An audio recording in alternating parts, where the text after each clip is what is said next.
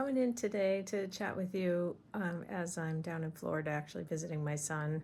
And I started thinking about this idea of where is it that you need to end so someone else can begin? Someone mentioned this idea to me on a coaching call this week where they said, where does my work end so someone else's can begin? And I wrote it down and I thought, that's genius. I mean, sometimes that interface between where we end and someone else can begin is so tiny, it's so minute. It's like the space between two heavy stones in a grindstone to be able to grind corn, that it has to be close enough so that they're almost touching but not so close that there's no space in between. And when my son was first born, I gave birth to him, and so he and I were one. So there was no space between us. But then as he got older, obviously I had to learn to embrace that space, curate that space, let that space expand. He tried to expand it faster than I did.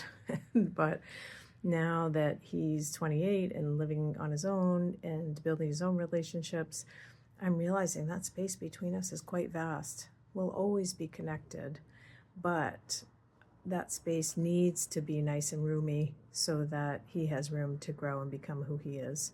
And I see this when people retire from an organization as well. They may have loved this organization, it's been so intertwined with who they are, and yet when they decide to retire, they need to find some graceful end so that the organization can continue on and begin in a brand new way. So I'd love for you to think about, in your relationships, where do you need to create some space so that you find your natural ending so someone else can begin and bring themselves to that relationship in a different way? Or at work, where do you need to find the end of what you'll take on or do so that someone else can find their beginning? Where do you need to say no so someone else can say yes?